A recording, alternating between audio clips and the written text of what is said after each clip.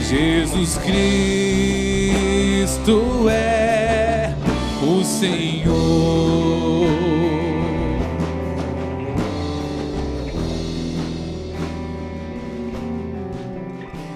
Pelo sinal da Santa Cruz, livrai-nos Deus, nosso Senhor, dos nossos inimigos.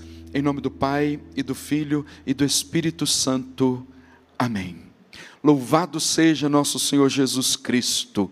Para sempre seja louvado. Você que está aqui pode se sentar. Você que está em casa, vamos entrar nessa sintonia, numa abertura do coração, para fazer uma verdadeira experiência com Jesus Cristo, o Senhor, por meio da palavra.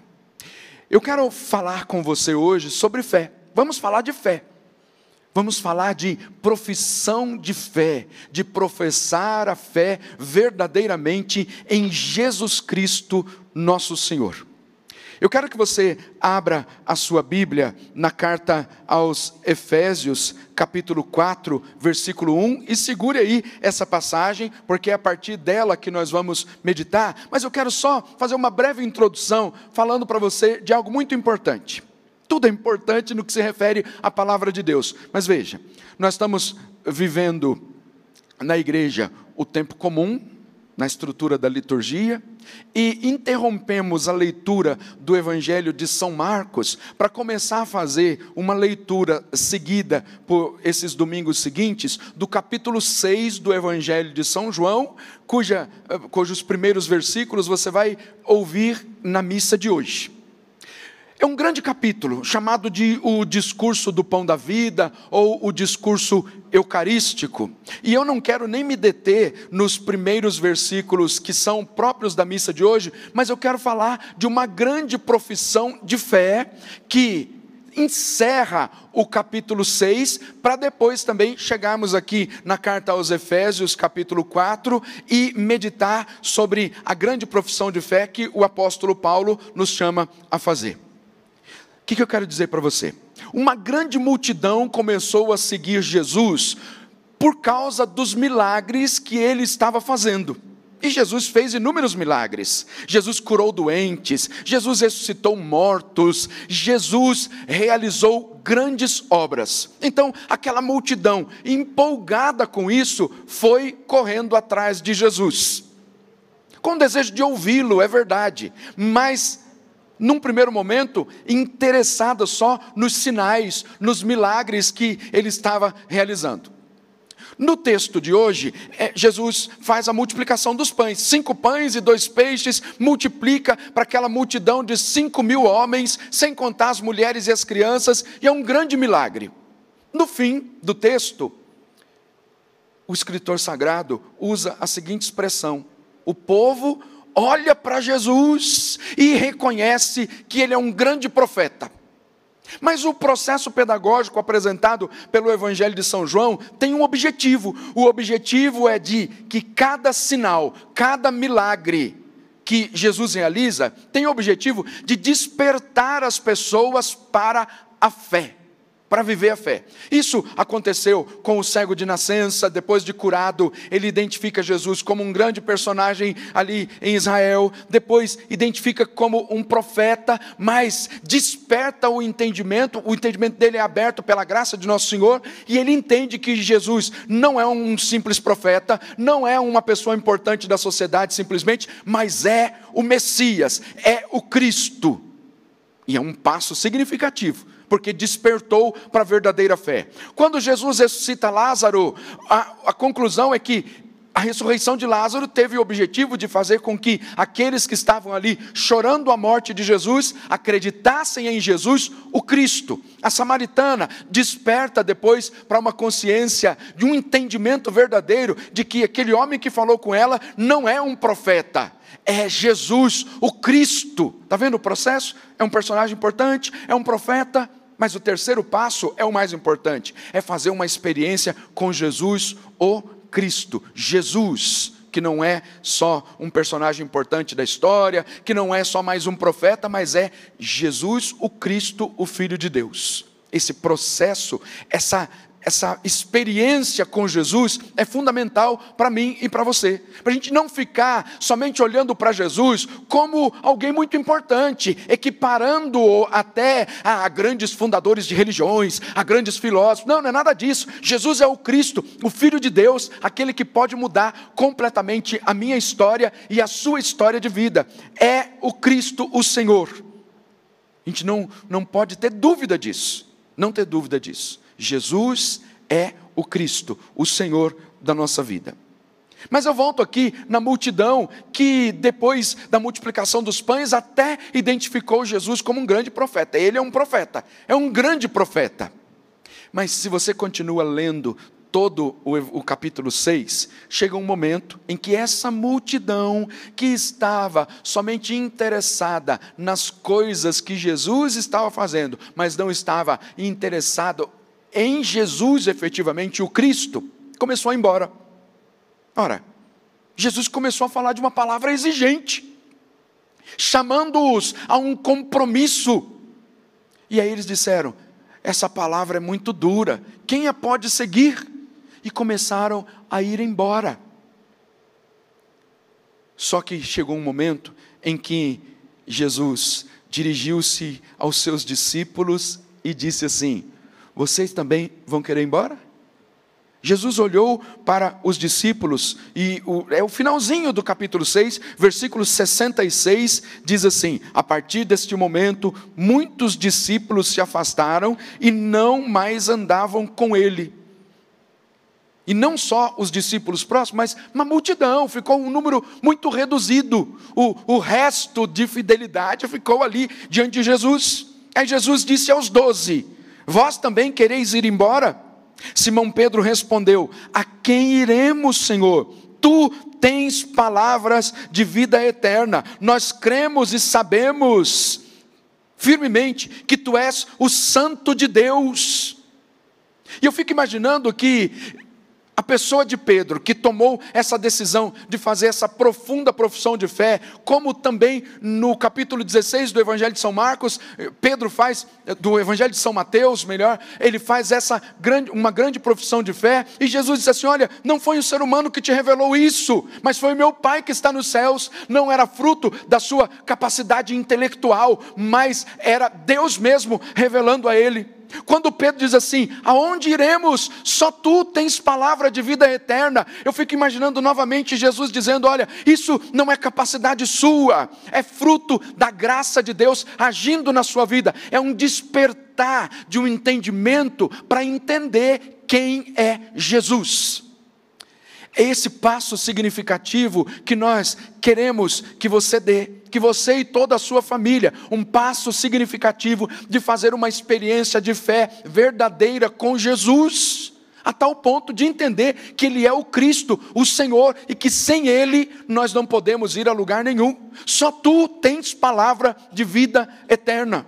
Não seja como aqueles que dão passos significativos à presença do Senhor, professam a fé, depois voltam atrás. Não, tome uma firme decisão de assumir Jesus na sua vida e siga em frente.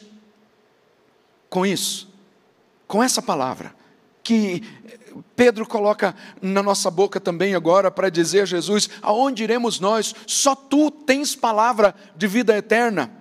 Eu entro então no texto da carta aos Efésios, que é uma grande profissão de fé apresentada por São Paulo, que começa no versículo 1 dizendo assim, eu, prisioneiro no Senhor, vos exorto a levardes uma vida digna da vocação que recebeste. Eu, prisioneiro no Senhor. Eu quero me deter nesse pedacinho aqui um instante, só para dizer o seguinte, a fé que nós professamos, e que daqui a pouquinho você vai ouvir, quando São Paulo diz, há um só corpo e um só Espírito, também só uma esperança a qual fostes chamado, há um só Senhor, uma só fé, um só batismo, esta fé que nós professamos, e que chegou até nós, que é desejo de Deus, que através dela façamos uma experiência verdadeira com Jesus, ela foi banhada pelo sangue dos mártires. não é simplesmente resultado de um grupo de pessoas que se reuniu. Não, a gente acha melhor que a fé seja desse jeito aqui, olha, vamos, como se fosse uma estratégia de marketing, pegaram lá e começaram a dizer, olha, melhor que seja assim, melhor que... Não, estes homens todos experimentaram a graça de Jesus nas suas vidas, professaram Jesus como o único e verdadeiro Senhor de suas vidas, e a partir dessa experiência, conduzidos pelo Espírito Santo, trouxeram para nós essa fé, que foi banhada pelo sangue dos mártires. A fé que levou São Paulo à prisão, a fé que levou São Paulo a ser açoitado, a ser humilhado, a fé que foi banhada pelo sangue daqueles que nos precederam na vida de fé. Então, há uma exortação para você hoje, uma exortação para toda a sua família, a viver centrado na verdadeira fé, centrado em Jesus Cristo, o Senhor, e não querer outra coisa senão a verdadeira fé. São Paulo, depois de fazer essa exortação, diz o seguinte: há um só corpo e um só espírito. Portanto, é para falar da igreja. Esse corpo é o corpo místico de Cristo, a igreja de Jesus, que é sacramento universal de salvação, é o lugar onde nós fazemos a experiência verdadeira com Jesus, a experiência da nossa salvação. Há um só Senhor, uma só fé, um só batismo. Isso é uma profissão de fé, é uma recordação de São Paulo para esse povo que foi chamado a levar uma vida digna, de acordo com a vocação a qual foram chamados, a entender que há um só Senhor, portanto um só Deus, há uma só fé, um só batismo, um só Deus e Pai de todos, chamando-os a uma profissão de fé. Eu me recordo aqui até aquilo que São Paulo fala na carta aos Gálatas. Na carta aos Gálatas, São Paulo dirige uma palavra para aquele povo que tinha recebido o Evangelho, que tinha recebido a graça de Deus, e tinham até dado passos muito significativos na vivência do Evangelho. São Paulo se ausenta e de repente recebe notícias ou volta e tem uma análise assustadora da vida da comunidade. Ele reconhece que eles receberam o Evangelho, que eles foram tocados pela graça de Deus. No entanto, de repente, ele olha para aquele povo e tem um susto até com aquilo que ele vê. Porque ele diz assim, olha, eu estou impressionado, assustado com a velocidade de que vocês deixaram o verdadeiro Evangelho para seguir fábulas, para seguir uma outra coisa. Estou impressionado com isso. Bom, que tem algumas quedas, razoável, e a cada queda se levanta para buscar a misericórdia do Senhor. Mas São Paulo diz assim, olha, eu estou assustado com a velocidade com que vocês deixaram o verdadeiro Evangelho para seguir as fábulas, deixaram o verdadeiro Evangelho para seguir um outro Evangelho, não anunciado por mim, não o verdadeiro Evangelho. Ou seja, vacilaram na fé e começaram a seguir outras coisas, perdendo a unidade da fé. E o que eu quero falar para você hoje é exatamente sobre isso. Quando São Paulo diz, há uma só fé, um só batismo, um só Senhor, é para falar da unidade da fé. Não queira ficar misturando a fé genuína que você recebeu da igreja com outros conceitos de fé que são apresentados por este mundo, porque isso se chama contaminação da fé, quando a pessoa vai cedendo aos encantos daquilo que o mundo apresenta e que a salada de religiões apresentada neste mundo vai contaminando a sua vida de fé e tirando você do foco principal, que é ter a vida em Jesus Cristo, o Senhor. Nós nos recordamos hoje que através da igreja nós recebemos a fé. Através da igreja nós recebemos a fé. E para viver genuinamente a fé que nós recebemos e não outra coisa. Eu fico impressionado também com a quantidade, e aqui não vou falar de outros que não pertencem ao nosso celeiro aqui, que não vou falar de outros, mas falar exatamente de tantos que, mesmo sendo católicos, acabam misturando a fé com outras coisas, seguindo outros encantos. Sabe aquelas pessoas que querem uma resposta imediata de Deus? e não tem uma resposta imediata, acabam então querendo buscar respostas para suas inquietações em outros lugares. Existem muitas pessoas assim, e que acabam atraindo a maldição para suas vidas, uma contaminação para suas vidas, porque deixam de lado a água limpa que nosso Senhor nos apresenta por meio da palavra, para buscar água suja, e água suja contamina a nossa vida. Você sabe disso. Se você deixa de tomar uma água limpa, uma água purificada, para tomar uma água suja qualquer, você vai trazer doença para a sua vida, vai trazer contaminação para a sua vida. Acontece a mesma coisa com aquele que conhece Jesus, que está na igreja, deixa de beber a água limpa da palavra, deixa de ser tocado pela graça do Espírito Santo, que é a água viva que nosso Senhor nos dá, para beber água suja, e vai se contaminando, e entendendo que pode buscar a Jesus, que pode participar da missa, que pode comungar, mas também que pode aderir a outras religiões, que pode aderir ao espiritismo, que pode ir na cartomante, que pode fazer isso, fazer aquilo outro, contrário à vida de fé. Não pode de forma alguma, porque isso é água suja, que vai trazer contaminação para a sua vida, vai trazer contaminação para a sua casa. Há uma só fé, um só Senhor, um só batismo. Eu quero trazer para você uma palavra apresentada pelo Papa Emérito Bento XVI, num documento maravilhoso que ele escreveu para aquele grande ano que era o ano da fé. Chamava-se a Porta da Fé, chama-se a Porta da Fé. E com isso, eu quero apresentar para você rapidamente as dimensões da fé que nós somos chamados a viver, a fé genuína, a fé pura, a fé que nos salva. Ele diz o seguinte: a fé é um dom, uma graça que nos foi concedida no batismo. É chamada também de virtude teologal. A fé é um dom, uma graça que nos foi concedida no batismo. Ela é essencial, necessária à nossa salvação. Mas a fé é verdadeira. Não misture a fé genuína que você recebeu na graça do batismo, aquela fé que é necessária à salvação, não misture com outras coisas.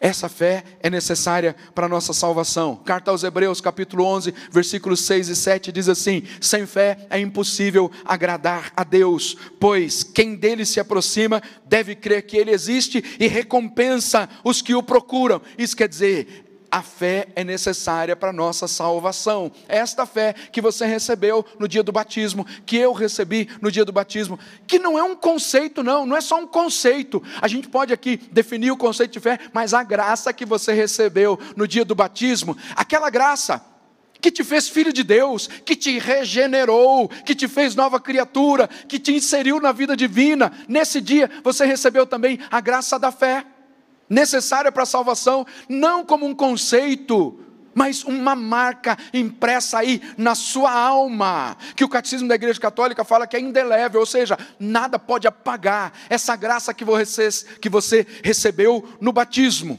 E aí, o Papa diz assim: a fé, essa fé é para a vida toda, para a vida toda.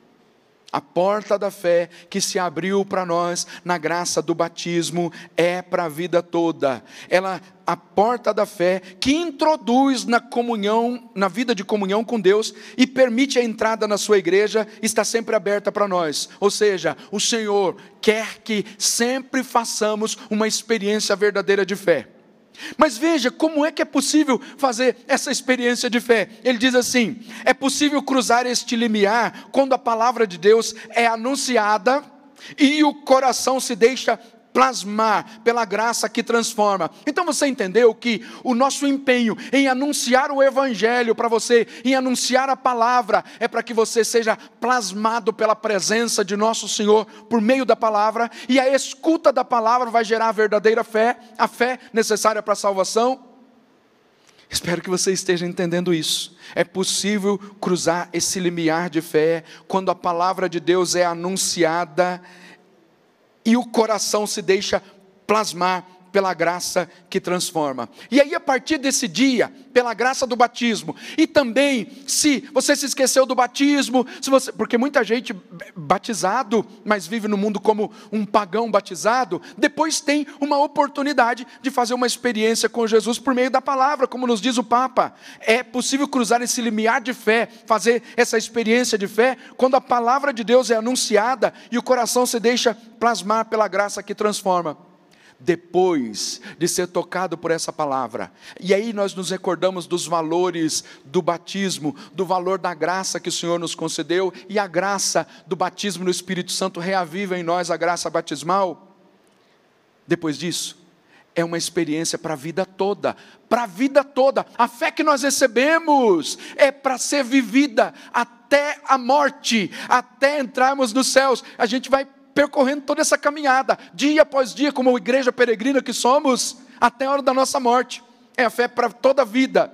É assim que o Papa Bento XVI nos ensina. Atravessar por essa porta da fé implica embrenhar-se num caminho que dura a vida inteira. E essa vida inteira significa, é um caminho pelo qual a gente se dirige a Deus com o nome de Pai, porque nos tornamos filhos de Deus, e será concluída com a passagem através da morte para a vida eterna, fruto da graça que Jesus ressuscitado conquistou para nós. É para a vida inteira. Então, por que é que você fica querendo dividir a fé? A Sagrada Escritura diz assim: não é possível servir a dois senhores. Não é possível. Tem que centrar a vida em Jesus. Então, quando se começa a misturar a fé com outra coisa, repito aquilo que já disse, você vai contaminando a sua vida e atraindo maldição. Há uma só fé, um só batismo, um só Senhor. O batismo que você recebeu um dia na igreja, quando criança ou quando adulto, é o batismo válido para a sua salvação. Não há outro batismo. É esse que é marca indelével para a sua alma, que te levará para os céus. Pois bem, dito isso, eu quero falar ainda mais duas coisas. São Cirilo de Jerusalém diz o seguinte, que a fé é uma só. Uma só. E não pode ser diferente daquilo que nos ensina São Paulo. Há uma só fé. São Paulo diz isso. Há uma só fé. Mas ele diz assim, a fé é uma só, mas o seu gênero é duplo. Existe, com efeito, uma fé que diz respeito aos dogmas, que é o conhecimento e o assentimento da inteligência às verdades reveladas, e esta fé é necessária para a nossa salvação. Que é aquilo que a carta aos Hebreus capítulo 6 já nos disse: sem fé é impossível agradar a Deus, pois para se achegar a Ele é necessário que se creia primeiro que Ele existe e que recompensa os que o procuram. Essa recompensa é a salvação. Então, o primeiro gênero da fé é esse. É uma fé que diz respeito aos dogmas, é uma fé doutrinal, uma fé teologal, e que, dizendo aquilo que São Cirilo, repetindo o que São Cirilo diz, é uma fé que diz respeito aos dogmas, e é o conhecimento e o assentimento da inteligência às verdades reveladas. Aquela expressão, ao Deus que se revela, deve-se à obediência da fé. Mas o segundo gênero é esse. Há um outro gênero de fé que é dom de Cristo. Há um outro gênero de fé que é a fé carismática, a fé sobrenatural. É aquela fé experimentada no dia a dia, para você não viver de teoria de fé, não viver só de uma fé conceitual. É a fé que se atualiza constantemente na nossa história. E aí, para falar desse outro gênero de fé, que a expressão de São Cirilo é essa, um outro gênero de fé que é dom de Cristo, está escrito com efeito: a um é concedido pelo Espírito Santo a linguagem da sabedoria, a outro, por meio do mesmo Espírito, a linguagem da ciência, e a outro, pelo mesmo Espírito, a fé, por meio do Espírito Santo. Essa fé é uma fé que é concedida pelo Espírito Santo, não como um dom comum, mas não se refere apenas... É um carisma, né? É um carisma, mas não se refere apenas aos dogmas, mas é aquela que causa prodígios, que realiza milagres. Essa fé, esse segundo gênero, é a mesma fé, entenda isso, é a mesma fé, há uma só fé. A primeira está ligada à fé teologal, à fé doutrinária, ao conhecimento, ao assentimento da verdade revelada.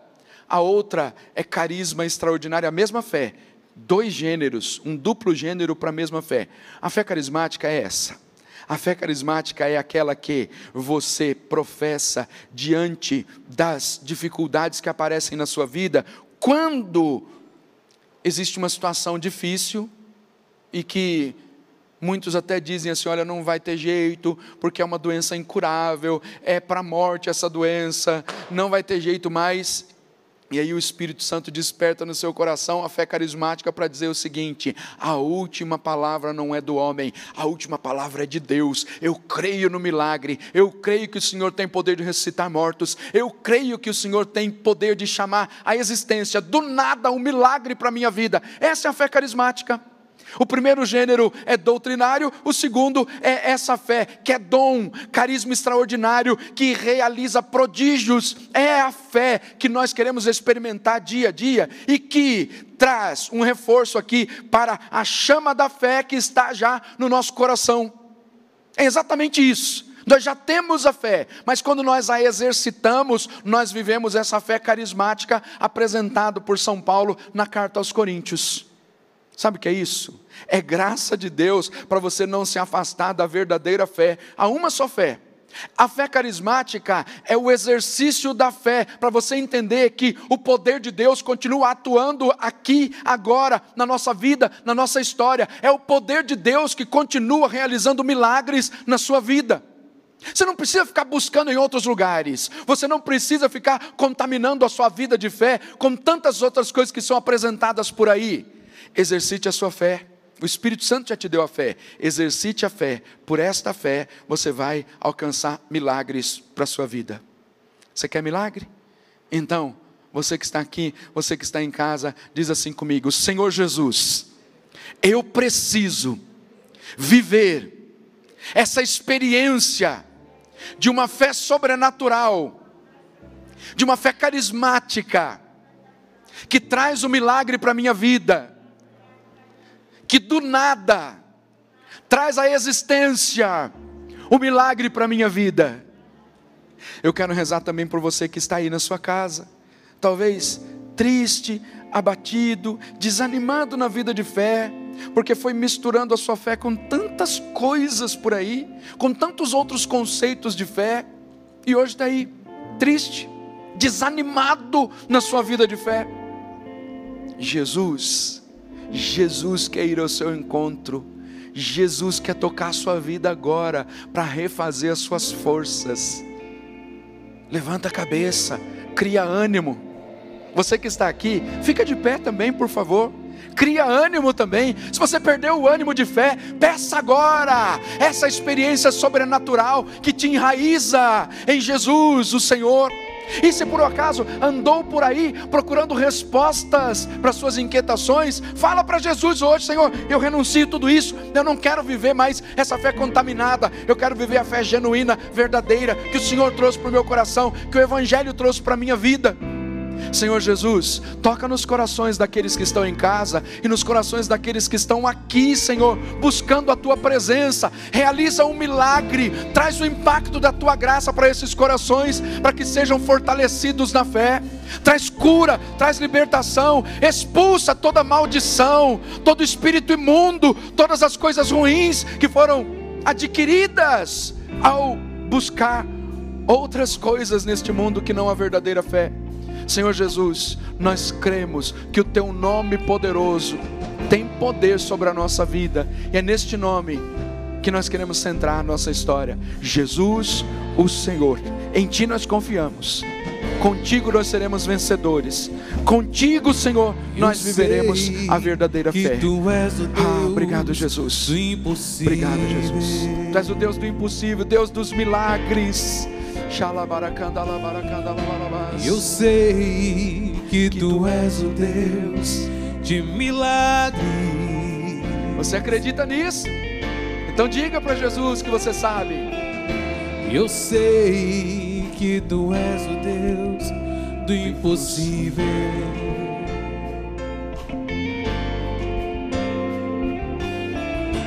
Eu sei que Tu és o Deus de milagre.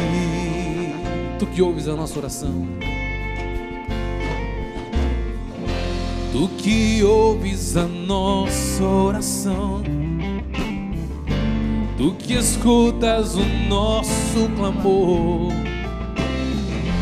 Tu que sonda nosso coração,